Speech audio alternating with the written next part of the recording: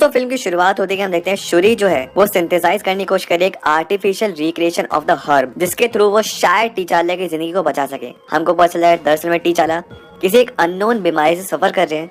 बीमारी कौन सी है वो नहीं बताया गया है। शूरी अपनी तरफ से लगातार कोशिश करती रहती है उस आर्टिफिशियल हर्ब को ठीक करने की, बेटर करने की, पर वो 28% पे अटक जाता है।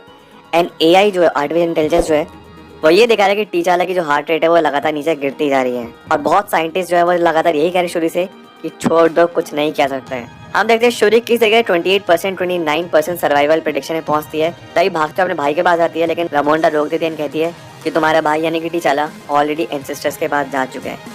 एंड टीचाला की डेथ हो जाती है। हमको यहाँ पे टीचाला का एक बहुत ही इमोशनल फ्यूनरल देखने को मिलता है और टीचाला की बॉडी को फिर आगे लेके चला जाता है वकांडियन शिप में।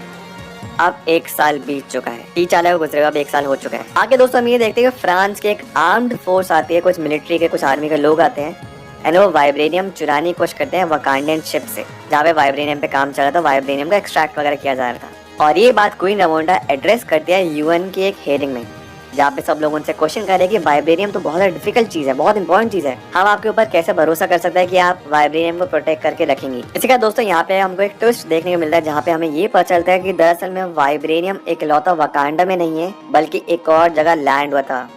मतलब जो वाइब्रेनियम था एक मीटियोर के थ्रू आया था एंड वो एक और जगह लैंड हुआ है अर्थ पे, और जो मीटियोर था लैंड हुआ है अटलांटिक ओशन में। तो मतलब वहाँ पे भी वाइब्रेनियम मौजूद है। On the other hand Riri Williams ने भी एक वाइब्रेनियम डिटेक्टर नाम की एक मशीन बनाई है, जो कि यूएस गवर्नमेंट यूज कर रही है वाइब्रेनियम को ढूंढने के लिए। अब आगे ये देखते हैं कि यूएस की एक टीम आती है कुछ आर्मी की, जो कि सर्च करने पहुंचती है वाइब्रेनियम को, एंड वो ओशन में काफी ज्यादा डीप तक पहुंच जाते हैं, जिसकी वजह से नेमोर को यहाँ पे खतरा महसूस होता है।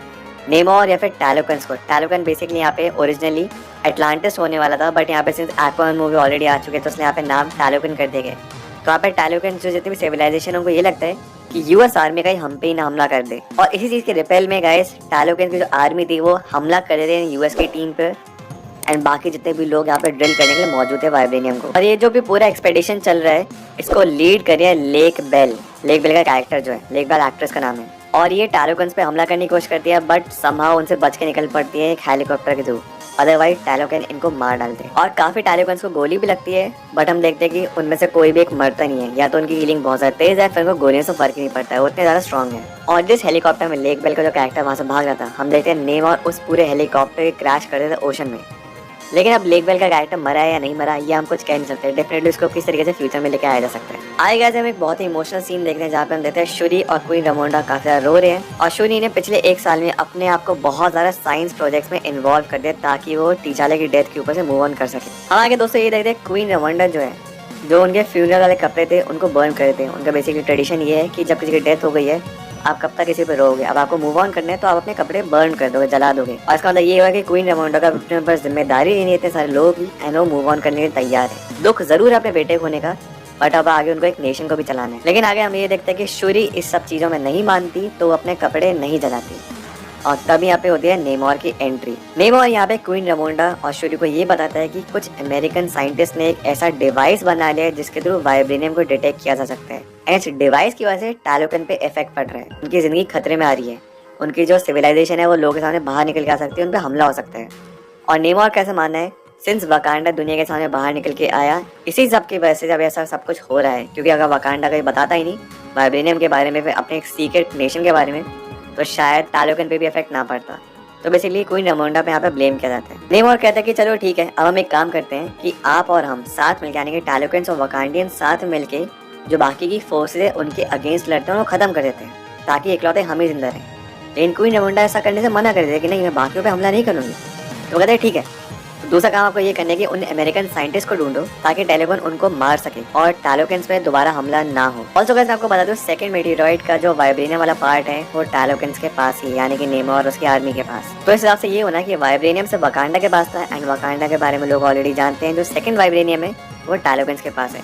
एंड बस अब कुछ ही वक्त बचा है जिससे पहले यूएस फोर्सेस बाकी दुनिया टैलोकन के बारे में भी ढूंढ लेगी। तो उसने नेमोर अपने लोगों को लेकर काफी ज्यादा चिंतित है, और सबसे पहले टैलोकन उस अमेरिकन साइंटिस्ट को ढूंढना चाहता है जिसने ये वाइब्रेनियम डिटेक्टर बनाया है, और वो वाइब्रेनियम डिटेक्टर वाली थी रेरी विलियम्स। तो बेसिकली वो रेरी विलियम्स को मारना चाहता है। ऐसा कुछ जानने के बाद शूरी और ओगोए पहुंचते हैं MIT, जहाँ पे रेरी विलियम्स पढ़ाई करती है। उसकी लैब में पहुंचते जहाँ पे वो अपना बेसिकली आयरन हार्ट का मार्क 1 सूट भी रखते हैं उसके जान को बचाने के लिए, क्योंकि वो जानते हैं कि टैलोकन रिरी विलियम्स के पीछे आने वाले हैं। ये भी हमको एक और बात पता चल रही है कि दरअसल में रिरी विलियम ने वाइब्रेनियम लोकेटर नहीं दिया था गवर्नमेंट को, पर उसके टीचर ने दिया था, उसको बिना बताए। तभी हम देखते हैं इतने में FBI, CIA, बाकी जितने भी गवर्नमेंट फोर्सेज हैं वो सब उन तीनों के पीछे पहुंच जाती है। वो कोई अपनी गाड़ी में निकलती है, शूरी अपनी मोटरसाइकिल पे, और रिरी विलियम स्टार्ट करती है अपना Mark 1 आर्मर। और यहाँ पे हमको गाइस एक जबरदस्त एक्शन सीक्वेंस देखने को मिलता है। गवर्नमेंट फोर्सेस से तो वो बच निकलते हैं, लेकिन हम तभी देखते हैं कि नमोर और उसके कजिन एटोमा उन पे हमला कर देते हैं ब्रिज पर। इस हमले में शूरी और रिरी अनकॉन्शियस हो जाते हैं और ओकोए मिलके बाकी जितने भी वॉरियर्स हैं टैलोकन के उनसे लड़ती है अकेले ही। ओकोए और एटोमा की जब फाइट होती है इसमें ओकोए काफी ज्यादा घायल हो जाती है, उसका जो शोल्डर था वो भी डिसलोकेट हो जाता है और नमोर उसका पानी में फेंक देता है। वहीं पे जो नेमोर है वो रिरी और शूरी को अपने साथ टैलोकन लेके चले जाते हैं। जब ये बात पता चलती है इस मामले में क्वीन रमोंडा को, तो कहते हैं कि नाके के बारे में पता करो ताकि नाके ढूंढ सके रिरी और शूरी को। और हमको एक और बात पता चलती है कि नाके पिछले 6 साल से कहीं गायब है। प्रॉब्ली आफ्टर इन्फिनिटी वॉर कहाँ है किसी को भी नहीं पता एक्सेप्ट क्वीन रमोंडा। और क्वीन रमोंडा यहाँ पे पूरी सिचुएशन बताती है नाकिया को, और नाकिया से ही कहती है कि जाके शूरी और रिरी को ढूंढ के लेके आओ। ऑन दी अदर हैंड ओकोयो को उसकी फेलियर की वजह से उसकी रैंक छीन ली जाती है, तो ओकोयो भी काफी ज्यादा रोती है। ऑल्सो गाइस इसी के साथ जो नाकिया है वो हेटी में एक जगह एक स्कूल चला रही है। नाकिया समहाउ टैलोकन तक पहुंचती है एंड शूरी और रिरी को बचा लेती है, लेकिन इस प्रोसेस में वो टैलोकन के कुछ गार्ड्स को भी मार डालती है जान से। नेमोर on the other hand Riri William को मारना चाहता था, बस शूरी ने उसे भीख मांगी थी, उसको बताया था कि रिरी का कुछ भी लेने देने नहीं है, उसको छोड़ दो, बल्कि इसके टीचर ने दिया था वो वाइब्रेनियम लोकेटर। यहीं पे हमको गाइस नेमोर का ओरिजिन जानने के लिए मिलता है। नेमोर का जन्म हुआ था 1571 में और वो कुछ 450 साल का है। हमको जानने के लिए दरअसल नेमोर का जो परिवार था वो एक्चुअली पहले अर्थ पे रहा करता था और उस टाइम पे स्पेनिश लोग आ गए थे जिन्होंने उन पे रूल करना शुरू कर दिया और लोगों को स्लेव बनाना शुरू कर दिया। इसी बीच गाइस हमने ये देखा कि नेमोर की जो मदर थी वो बाकी लोगों ने उनके गॉड से प्रे किया और मदद मांगी, और उनके गॉड ने वो गाइड किया एक ग्लोइंग फ्लावर की तरफ, फूल की तरफ, जो कि वाइब्रेनियम पे ग्रो करता था। और जैसे लोगों ने इस फ्लावर को कंज्यूम किया सब लोग मर गए। और उसके बाद जब वो रीबॉर्न हुए उस फ्लावर की वजह से वो कुछ वैसे दिखते थे जैसे कि अभी के टैलोकन्स हैं। ऑल्दो उनके पास बहुत ज्यादा ताकत है, सुपर ह्यूमन स्ट्रेंथ है, पर वो अब अर्थ पे ब्रीथ नहीं कर सकते हैं, सिर्फ पानी के अंदर ही ब्रीथ कर सकते हैं। और इस तरीके से टैलोकन जो उनका एम्पायर था वो शुरू हुआ। इसी टाइम पे हमको यही पता चलता है कि दरअसल में नेमोर की जो मदर थी उस टाइम प्रेग्नेंट थी जिस टाइम पे नेमोर का जन्म हुआ, इसलिए वो म्यूटेंट है, हाफ ह्यूमन हाफ टैलोकन, जो कि अर्थ और वाटर दोनों जगह सांस ले सकता है। नेमोर की जब माँ की डेथ हुई तो उनकी मर्जी से पहले रिक्वेस्ट ये थी कि उनको उनकी मदरलैंड पे दफनाया जाए, लेकिन जब नेमोर वहाँ पहुंचता तो देखता है कि स्पेनिश कॉलोनाइजर्स ने अभी भी उन लोगों को स्लेव बना के रखा हुआ है। तो इसी को देख के नेमोर को बहुत गुस्सा आता है, वो हर किसी को मार डालता है वहाँ पे। और उसी इंसिडेंट के बाद नेमोर ने डिसाइड किया वो जमीन पे कभी नहीं रहेगा, सिर्फ पानी में ही रहेगा और वहीं पे अपनी लाइफ कंटिन्यू करेगी। तो काफी सेंचुरी से वो वहाँ पे पानी में रह रहे हैं। और नेमोर यहाँ पे शूरी को एक ब्रेसलेट भी गिफ्ट करता है जो कि उसी फ्लावर का बना हुआ है जो कि वाइब्रेनियम पे उगा था उस टाइम पे। और वो ये उम्मीद करता है कि वकांडियंस और टैलोकन्स एक टाइम पे दोस्त बन जाएंगे और साथ मिलकर लड़ेंगे अगेंस्ट द वर्ल्ड। नेमोर ये भी बताता है कि अगर वकांडियन की मदद नहीं करी तो एनीवे वर्ल्ड पे अटैक तो करने ही वाला है।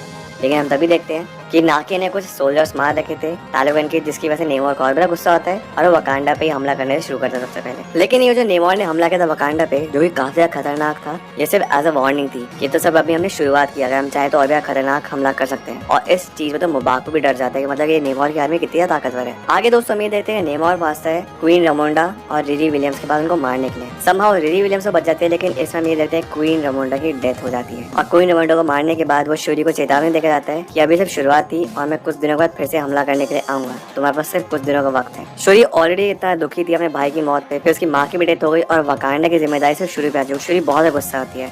शूरी उसी ब्रेसलेट का इस्तेमाल करके अपना नया ब्लैक पैंथर का सूट बनाती है, उसी को सिंथेसाइज करके।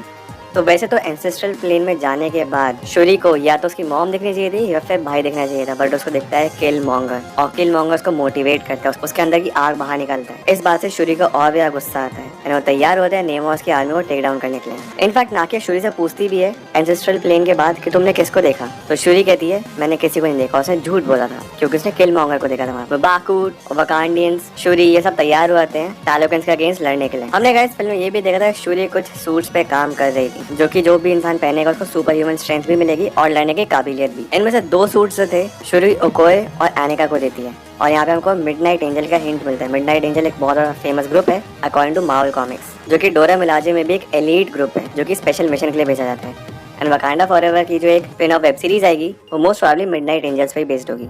इतने में गाइस हम ये भी देखते हैं कि रिरी विलियम्स ने अपना नया मार्क आर्मर 2 सूट बना लिया जो कि काफी ज्यादा एडवांस्ड है। शूरी, मुबाको, वकांडियन सारे के सारे एक शिप में बैठ के पहुंचते हैं मिडिल ऑफ द ओशन, जहाँ पे टैलोकन है उनकी आर्मी से लड़ने के लिए। और एंडिंग शुरू होती है फिल्म की।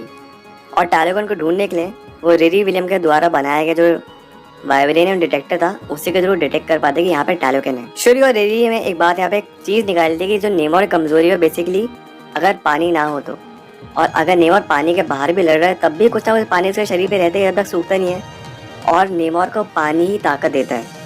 तो नेमोर को कमजोर करने के लिए वो बेसिकली बड़े से ड्रायर का इस्तेमाल करते हैं जो कि वकांडियन जेट में से निकलता है। वकांडियंस इस बैटल को जीतते हैं ऐसा लगता है हमको, और नेमोर को कैप्चर कर लिया जाता है उस इवेपोरेशन चेंबर के द्वारा, जैसे रिरी और शूरी ने प्लान किया था। लेकिन गाइस हम तभी देखते हैं कि नेमोर अपने वाइब्रेनियम स्पीयर का इस्तेमाल करके पूरी शिप को डिस्ट्रॉय कर देता है और एक बीच पे जाके क्रैश करते हैं सब लोग। नेमोर इतनी देर में तुरंत पानी में कूदता है, अपना गीला करता है और शूरी पे हमला करने के लिए पहुंचता है। नेमोर और शूरी के बीच में लड़ाई होती है जहाँ पे शूरी जो है नेमोर का एक जो उड़ने वाला पंख था जिसके पैर पर वो काट देती है, लेकिन तब भी नेमोर एक बेटर फाइटर है और एक्सपीरियंस उसके पास ज्यादा है, वो तब भी शूरी से जीत जाता है लड़ाई में। नेमोर यहाँ पे हमला करता है शूरी पे और उसको लगता है कि शूरी की डेथ हो चुकी है और नेमोर वापस पानी की तरफ बढ़ने लगता है। शूरी मरी ही थी, जो उसके अंदर भाला घुसा होता है उसको निकाल दिया और साइड में उसका जेट इंजन था उसको वापस शुरू कर दिया नेमोर को ड्राई करने के लिए। शूरी के पास मौका होता है नेमोर को मारने का, खासतौर पे किल मॉन्गर ने उसको इस तरीके से यहाँ पे आग डाली उसके अंदर, बस शूरी उसको जिंदा छोड़ देती है। एक्चुअली बात ये थी कि इस बार उसको क्वीन रमोंडा की आवाज सुनाई देती है एंसेस्ट्रल प्लेन में से, अपनी माँ की बात सुन पाती शूरी, इसलिए वहाँ पे जिंदा छोड़ देते नेमोर को और अपने वापस सेंसेस में आ जाती है। शूरी कहती है नेमोर से अगर तुमको जिंदा रहना है तो तुमको सरेंडर करना पड़ेगा वकांडा को और अपनी आर्मी को वापस लेके जाना होगा, और नेमोर इस बात पे एग्री करते हैं। और इस तरीके से समहाउ जो वकांडियंस और टैलोगन्स के बीच में वॉर चल रही थी वो खत्म होती है और जो भी टैलोगन ने नुकसान किया था वकांडा पे उसको वहीं पे रोक दिया जाता है, वरना वो बहुत ज्यादा नुकसान करे थे आगे भी। फिल्म के एंड की तरफ हम देखते हैं कि सेरेमनी होती है जहाँ पे शूरी को नई क्वीन बनना है, बट यहाँ पे आता है एक ट्विस्ट और अंदर के मुबाकू बनता है नया किंग वकांडा का, क्योंकि उसके पास ज्यादा विजडम है और ज्यादा एक्सपीरियंस भी है। नेमोर जब टैलोगन में जाता है तो उसे पूछा जाता है कि तुमने सरेंडर क्यों कर दिया शूरी के आगे, तो नेमोर जवाब देता है कि हमको जरूरत नहीं है क्योंकि वकांडा पे ऊपर अभी ऑलरेडी इतना खतरा आने वाला है कि जब वो उन पर अटैक करेंगे तो वकांडियंस को हमारी जरूरत पड़ेगी और तब हम एक बेटर फायदा उठा सकते हैं सबका। तो बस हमको बस पेशेंस के साथ कुछ वक्त का इंतजार करना है। यहीं पे गाइस हमको बीच बीच में थोड़ी सी इन्फॉर्मेशन मिलती है अबाउट मार्टिन फ्रीमैन जो कि एवरेट रॉस का रोल प्ले कर रहे थे CIA एजेंट, एंड फिलहाल CIA की जो नई बॉस बन चुकी है वो है वैलेंटीना, और वैलेंटीना ने एवरेट रॉस को अरेस्ट कर लिया था क्योंकि एवरेट फिलहाल वकांडा का साथ दे रहा था। फिल्म के एंड की तरफ हम ये देखते हैं कि ओकोयो एवरेट रॉस को फ्री कर देती है, उसको बेसिकली ट्रांसपोर्ट ट्रक में लेके जाया जाता है प्रिजन,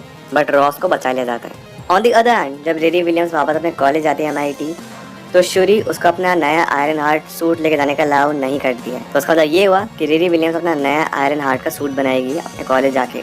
फिल्म के एंड की तरफ हम गाइस ये देखते हैं कि शूरी जाके मिलती है हेती में नाकिया से और जिसके कपड़े थे फाइनली उनको जला देती है क्योंकि अब उसको मूव ऑन करना है। अब बात करें दोस्तों फिल्म के मिड क्रेडिट सीन के बारे में, जहाँ पे हम ये देखते हैं कि सिंस अब हेती में पहुंच चुकी थी शूरी मिलती है नाकिया से एंड नाकिया मुलाकात कराती है अपने बेटे यानी कि टीचाला का लड़का जो हुआ है और शूरी का वो लगा नेफ्यू, और नाकिया यहाँ पे एक्सप्लेन कर दिया कि दरअसल टीचाला नहीं चाहता था कि उसके बेटे पे भी एक बोझ आए, एक प्रेशर आए कि उसको भी बड़ों के किंग बनना है, ऐसा करना चाहिए, उसको वैसा करना चाहिए, रूल्स एंड रेगुलेशन के हिसाब से जीना चाहिए, अपनी फ्रीडम से वो लाइफ नहीं जी पाएगा, इसलिए वो नहीं चाहता था टीचाला कि उसको वकांडा में परवरिश मिले। और टीचाला जानता था कि सिंस उसकी मौत होने वाली है तो वो नहीं चाहता था कि उसकी बीवी और उसका बच्चा उसका फ्यूनरल अटेंड करे। वैसे तो सब पूरे वकांडा से एक सीक्रेट रखा गया था, बट क्वीन रमोंडा जानती थी उसके बेटे के बारे में, और दरअसल जब उसका बेटे का नाम वैसे तो टूजान कुछ रखा गया है, बट जो उसका वकांडियन नेम है वो टीचाला ही है, यानी कि किंग टीचाला का बेटा जो है वो प्रिंस टीचाला है, फिर टीचाला जूनियर। तो कॉमिक बुक के हिसाब से देखा जाए तो टीचाला ही अगेन आगे बड़े होकर बनेगा ब्लैक पैंथर आफ्टर शूरी, और जो बेटा है वो कुछ 8, 9, 10 साल के आसपास की उसकी उम्र है।